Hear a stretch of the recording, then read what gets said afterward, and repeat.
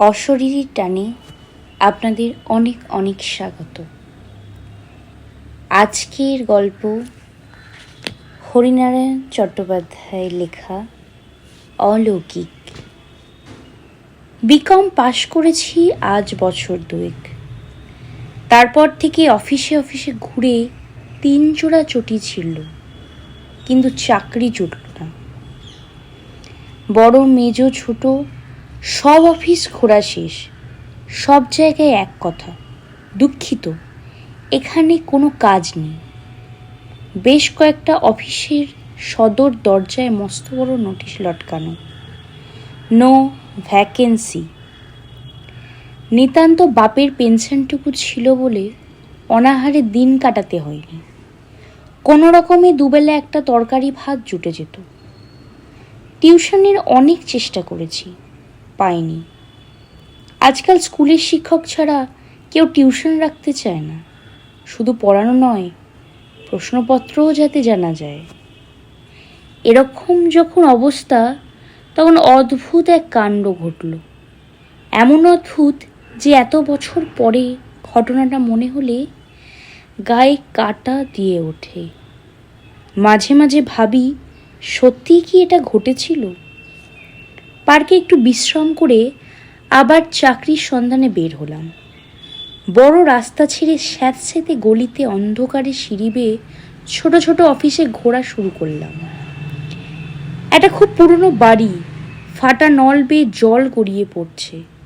শ্যাওলায় ইটগুলো সবুজ হয়ে গেছে। সিঁড়ির অনেকগুলো ধাপ ভাঙা। সামনে মাঝারি একটা সাইনবোর্ড, জেনারেল ট্রেডিং কোম্পানি। জানি কিছু হবার নয়, তবু বরাত ঠুকে সাবধানে সিঁড়িতে উঠে পড়লাম। প্রথমে চোখে কিছু দেখতে পেলাম না, এত অন্ধকার।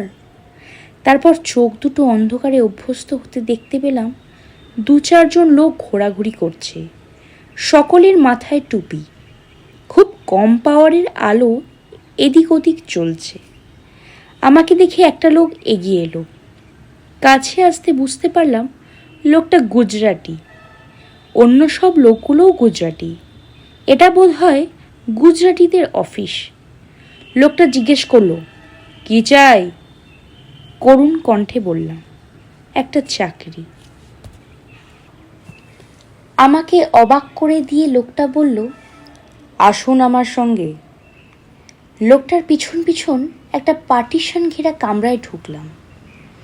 ছোট্ট একটা টেবিল, তার ওপাশে শীর্ণকায় একটা লোক, তার মাথাতেও টুপি। ঝুঁকে পড়ে একটা চিঠি পড়ছিল। মুখ তুলে বলল, কি? আমার সঙ্গের লোকটি বলল, ভদ্রলোক চাকরির জন্য এসেছেন। লোকটি হাত বাড়ালো, দরখাস্ত দিলাম। পড়ে নিয়ে বলল, আপনি গ্র্যাজুয়েট? ঠিক আছে, আমরা আপাতত 150 টাকা দেব।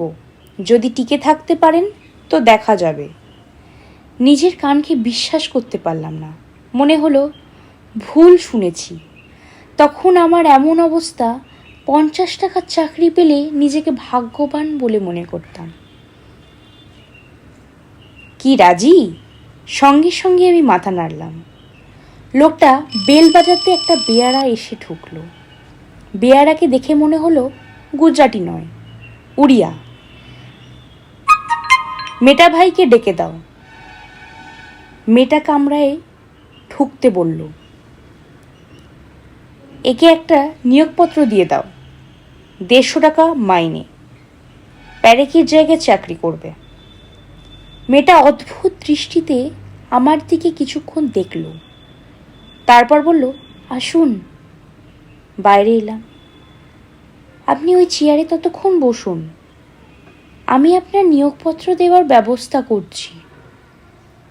একেবারে কোণের দিকে একটা টেবিল, পেছনে চেয়ার, টেবিলের ওপর দোয়াত, পেন্সিল, কলম, কাচের টেবিল চাপা। ওই চেয়ারে বসে পড়ুন। আমি চেয়ারে বসতে গিয়েই লাফিয়ে উঠে পড়লাম। কে যেন চেয়ারে বসে রয়েছে, আমি তার কোলের ওপর বসে পড়েছি। উঠে দাঁড়িয়েই আশ্চর্য হলাম, চেয়ার খালি, কেউ তো নেই। তবে বুঝতে পারলাম আমারই ভুল। চাকরি পাবার আনন্দে মাথার গোলমেল হলো নাকি। আবার চেয়ারে বসলাম। এক ব্যাপার, কিন্তু এবার আর আমি উঠলাম না, চেপে বসে রইলাম। স্পষ্ট দেখলাম আশেপাশে দাঁড়ানো গুজরাটি বাবুদের চোখ বিস্ফোরিত হয়ে গেল। আস্তে আস্তে তারা যে যার জায়গায় ফিরে গেল। যথাসময়ে নিয়োগপত্র হাতে এলো। বাড়ি ফিরে প্রথমেই বাবার কাছে গেলাম। বারান্দায় পাশাপাশি দুটো চেয়ারে বাবা আর মা রোজই আমার অপেক্ষায় এভাবে বসে থাকেন। চাকরি পাবার খবরটা দিতেই দুজনে কিন্তু বলে উঠলেন, তোমার মাথায় ওটা কি? মাথায় মাথায় আবার কি হলো? বারান্দার এদিকের দেওয়ালে একটা আয়না টাঙানো ছিল। তার সামনে গিয়ে দাঁড়িয়ে অবাক হয়ে গেলাম। আমার মাথায় পুরনো একটা গুজরাটি টুপি। আশ্চর্যকাণ্ড, এ টুপি আমার মাথায় এলো কি করে? সহকর্মীদের কেউ রসিকতা করে মাথায় পরিয়ে দিয়েছে, কিন্তু আমার মাথায় পরিয়ে দিল আর আমি টের পেলাম না। টুপিটা খুলে ঘরের কোণে ফেলে দিলাম। দিন 5-6 অফিসে যাওয়ার পর অনেক কিছু জানতে পারলাম আমি যে চেয়ারে বসি সে চেয়ারে আগে প্যারেক বসতো। কাজ করতে করতে প্যারেক ওই চেয়ারে বসেই মারা গেছে। অফিসের সকলের ধারণা প্যারেক এখনও ওখানে বসে। প্রথম দিন চেয়ারে বসতে গিয়েই মনে হয়েছিল আর কেউ যেন বসে রয়েছে, কিন্তু ওই একদিনই, তারপর আর কিছু টের পাইনি। পরে আমার একথাও মনে হয়েছিল যে অফিসে আমি একমাত্র বাঙালি বলে অন্য সবাই আমাকে ভয় দেখিয়ে তাড়াতে চায়। কিন্তু আমার ভুল ভাঙল। মাথা নিচু করে কাজ করছিলাম, হঠাৎ টং করে শব্দ। মুখ তুলে দেখি টেবিলের ওপর যে জল ভর্তি কাচের গ্লাস ছিল সেটা শূন্যে উঠে একটু কাত হলো। অর্ধেকের বেশি জল শেষ হয়ে গেল। ঠিক মনে হলো পাশে দাঁড়িয়ে কে যেন জল খেল। আমি ভীতু এমন অপবাদ কেউ কখনো দেয়নি, বরং সবাই আমাকে ডান পিঠে বেপরোয়া বলেই জানে। কিন্তু চোখের সামনে ব্যাপারটা দেখে আমার মেরুদণ্ড বেয়ে যেন একটা ঠান্ডা স্রোত বয়ে গেল। বুকের স্পন্দন দ্রুততর হলো। শুধু কি এই, লেজারে দাগ দেব বলে লাল পেন্সিলটা যেমনি তুলতে গেছি অমনি চমকে উঠে হাত ছড়িয়ে নিতে হয়েছে। কে যেন আগেই পেন্সিলটা আঁকড়ে ধরেছিল।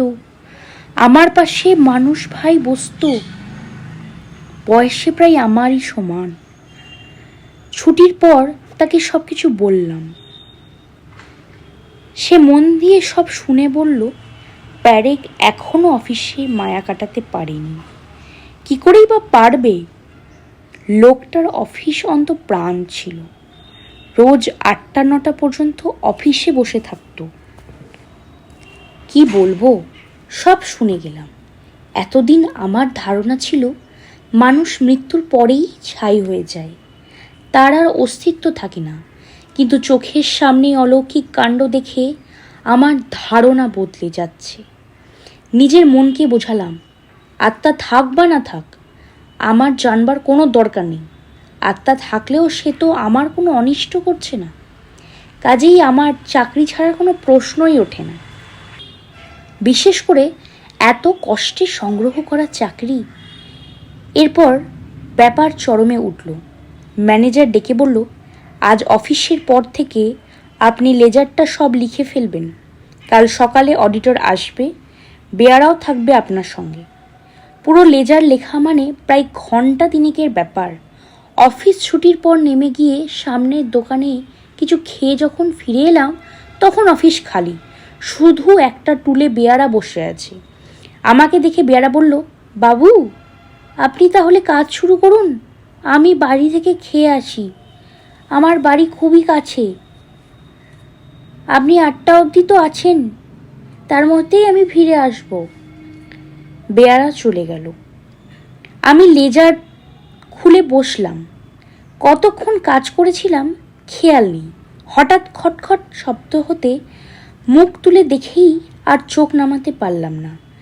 ঠিক অফিসের মাঝখানে একটা কঙ্কাল মূর্তি হেঁটে বেড়াচ্ছে, মাথায় কালো টুপি, দুটো হাত পেছন দিকে, এদিক থেকে ওদিক আবার ওদিক থেকে এদিক, ঠিক যেমন ভাবে পরীক্ষার সময় গার্ডরা পায়চারি করে ঠিক তেমনি। পকেট থেকে রুমাল বের করে চোখ দুটো মুছে নিয়ে ভালো করে দেখলাম, সেই একই দৃশ্য। কঙ্কাল মূর্তি পায়চারি করছে একভাবে, কপালে বিন্দু বিন্দু ঘাম ফুটে উঠল, হাত অসাড়, লেজারের পাতায় একটি আছড়ও পড়ল না। ভাবলাম চাকরি মাথায় থাক, কোনো রকমে বের হতে পারলে আর কোনো দিনে মুখও হব না। কিন্তু যাবার উপায় নেই, ঠিক বের হওয়ার মুখে কঙ্কাল মূর্তি বেরাচ্ছে। তার কাছাকাছি যাওয়ার সাহস আমার নেই। ভয়ে ভয়ে জলের গ্লাসটায় চুমুক দিলাম। গলা শুকিয়ে কাঠ হয়ে আসছিল। একটু পরেই কঙ্কাল মূর্তি আর দেখতে পেলাম না।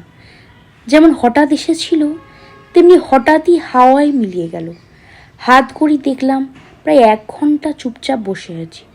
কাজ অনেক পিছিয়ে গেল, তার মানে আরও 1 ঘন্টা 1.5 ঘন্টা বেশি থাকতে হবে। কি আশ্চর্য, যতক্ষণ কঙ্কাল মূর্তিটা চোখের সামনে ছিল বেশ ভয় ভয় করছিল, এখন মূর্তিটা সরে যেতেই সাহস ফিরে এলো। কাজে হাত দিলাম, লেজারে কলম ঠেকাতে গিয়ে চমকে উঠলাম। যেটুকু লেখা বাকি ছিল অচেনা হাতের লেখায় সব ভর্তি হয়ে গেছে। তার মানে আমার বাকি কাজটুকু কে করে দিয়েছে? এ হাতের লেখা আমার নয়, সে বিষয়ে আমি স্থির নিশ্চয়। শুধু লেখাই নয়, প্রত্যেক পাতার শেষে যোগফল পর্যন্ত লাল কালিতে লেখা। 8টার একটু আগে বেয়ারা এসে হাজির। আমি তাকে বললাম, আমার কাজ শেষ, তুমি অফিস বন্ধ করে দাও। রাস্তায় এসে বেয়ারা জিজ্ঞেস করলো, বাবু কিছু দেখলেন নাকি? আমি চেপে গিয়ে উত্তর দিলাম, না, কি দেখব? বেয়ারা আর কিছু বলল না। পরের দিন অফিসে আসতেই বেয়ারা এসে দাঁড়ালো। লেজার বইটা নিয়ে ম্যানেজার বাবু আপনাকে যেতে বলেছেন। আমি বুঝতে পারলাম অডিটর বোধহয় এসে গেছে, হিসেব দেখার কাজ শুরু হবে।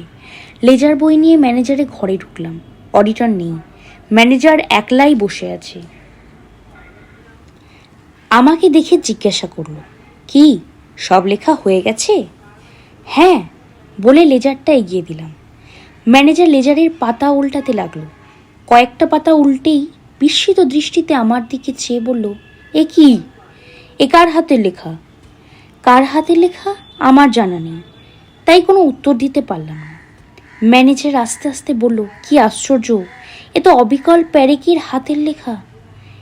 এ লেখা আপনি পেলেন কি করে? কিভাবে ও লেখা লেজারের পাতায় এলো বললাম।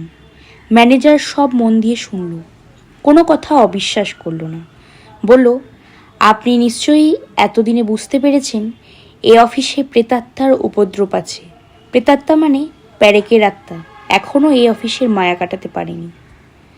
আপনি যে চেয়ারে বসেন সেই চেয়ারে বসে কাজ করতে করতেই প্যারেক হার্টফেল করেছিল। প্যারেকের জায়গায় 2-3 জন লোককে নেওয়া হয়েছিল, কেউ 3 দিনের বেশি টিকতে পারেনি। আপনি তবু দিন 20 রয়ে গেছেন। উপদ্রবের জন্য রাতে কোনো দারোয়ান থাকতে চাইছে না। অন্য বাড়িতে অফিস সরিয়ে নেওয়ার অনেক চেষ্টা করেছি, কিন্তু অফিস এলাকার জায়গা পাওয়া প্রায় অসম্ভব। পাওয়া গেলেও সেলামি আর ভাড়া এত বেশি যে আমাদের পক্ষে সে টাকা খরচ করা সম্ভব নয়। আমি একটু ভেবে কথাটা বলেই ফেললাম, একটা কাজ করলে হয়। কি বলুন? শুনেছি গয়ায় পিণ্ডি দিলে প্রেতাত্মা মুক্তি পায়, সে কি করা সম্ভব? ম্যানেজার 2-1 মুহূর্ত চিন্তা করলো, তারপর বলল, চেষ্টা করে দেখা যেতে পারে। যাবেন আপনি? আমি? হ্যাঁ, আমি আপনার যাতায়াতের আর অন্য খরচ দেব। আপনি ব্রাহ্মণ, আপনিই বরং চলে যান। কিন্তু প্যারেকের বাপের নাম দরকার হবে। সে ব্যাপারে কোনো অসুবিধা হবে না, তার নিয়োগের ফাইলে সব বিবরণ পাওয়া যাবে। আপনি চলেই যান, সামনের শনিবার গিয়ে সোমবার ফিরে আসতে পারবেন। অজ্ঞাতটা রাজি হয়ে গেলাম। দুর্ভোগ আমারই বেশি, প্যারেকের জায়গায় আমি এসেছি, কাজেই তার আক্রোশ আমার ওপর বেশি হওয়াই স্বাভাবিক। গয়ায় পিণ্ডি দিলে যদি আপদের শান্তি হয় তাহলে ম্যানেজার আমার ওপর খুশিই হবে। সেদিন বুধবার, মাঝখানে 2 দিন বৃহস্পতি আর শুক্র, এই 3 দিনে হিসাব পরীক্ষার কাজও শেষ হয়ে যাবে। বুধ বৃহস্পতি 2 দিন নির্বিবাদে কাটলো। শুক্রবার টেলিফোন এলো, যিনি হিসাব দেখতে আসেন ঠান্ডা লেগে তার একটু জ্বর ভাব হয়েছে, তিনি আসতে পারবেন না। আমি যেন খাতাপত্র নিয়ে তার অফিসে যাই, ম্যানেজারের নির্দেশে তাই যেতে হলো। অফিসে ফিরতে 6:30 বেজে গেল। ফিরে দেখি অফিসের দরজায় তালা দিয়ে বেয়ারা বাইরে অপেক্ষা করছে। আমাকে দেখে বলল, আপনার এত দেরি হলো? সে প্রশ্নের কোনো উত্তর না দিয়ে বললাম, তুমি দরজাটা খোলো, আমি খাতাপত্রগুলো রেখে এখনই আসছি। বেয়ারা দরজা খুলতে ভেতরে ঢুকে খাতাপত্রগুলো আমার টেবিলে রেখে বেরিয়ে এলাম। অস্বাভাবিক কিছু নজরে পড়ল না। আমি বাইরে আসতেই বেয়ারা দ্রুত হাতে দরজায় চাবি লাগিয়ে তীর বেগে সিঁড়ি দিয়ে নেমে গেল। সারাদিনের পরিশ্রমে ক্লান্ত ছিলাম। আমি আস্তে আস্তে সিঁড়ি দিয়ে নামতে লাগলাম। বাঁকের মুখে থমকে দাঁড়িয়ে পড়তে হলো। কার একটা হাত আমার কাঁধের ওপর এসে পড়ল। আঙুলগুলোই যেন এক তিল মাংস নেই, ছুরির ফলা বসানো। আমার কাঁধের মাংস ছিঁড়ে যেতে লাগলো। যন্ত্রণায় চিৎকার করে উঠতে গিয়ে থমকে গেলাম। দেওয়ালের কোণে দীর্ঘ এক কঙ্কাল মূর্তি, 2টি চোখে আগুনের শিখা, মাথায় কালো টুপি। এগোবার চেষ্টা করতেই কঙ্কালের দাঁতগুলো কড়মড় করে উঠল। বজ্রগম্ভীর কণ্ঠস্বর, ইংরেজিতে হুঙ্কার, গয়ায় পিণ্ডি দেওয়ার ব্যবস্থা হচ্ছে। এ অফিস থেকে আমাকে সরাবার চেষ্টা। এ অফিসের গোড়াপত্তন থেকে আমি আছি, শেষ অবধিও থাকবো। কেউ আমাকে উৎখাত করতে পারবে না। কথার সঙ্গে সঙ্গে কাঁধের ওপর হাতের চাপ আরও জোর। মনে হলো যেন মাংস ভেদ করে আঙুলগুলো হাড়ে গিয়ে ঠেকছে। দুঃসহ ব্যথা। বল, এ দুর্বুদ্ধি ছাড়বি কিনা বল, তোকে খতম করব। না না, আমি এসব কিছু করব না। আমি আর ঢুকবই না এই অফিসে। প্যারেক, আপনি আমায় বাঁচান। কথাটা মনে থাকে যেন। ঘাড়ে একটা প্রচণ্ড ধাক্কা, ছিটকে সিঁড়ির নিচে গিয়ে পড়লাম। বোধহয় অজ্ঞানী হয়ে গিয়েছিলাম। যখন চেতনা ফিরেছিল তখন অনেক রাত। কপাল কেটে রক্ত গড়িয়ে পড়ছে, কাঁধে কালশিটের দাগ। হাঁটতে হাঁটতে মাঝরাতে বাড়ি ফিরেছিলাম। বাড়ি থেকেই চাকরি ছাড়ার দরখাস্ত পাঠিয়ে দিয়েছিলাম। ও অফিসে আর যাইনি।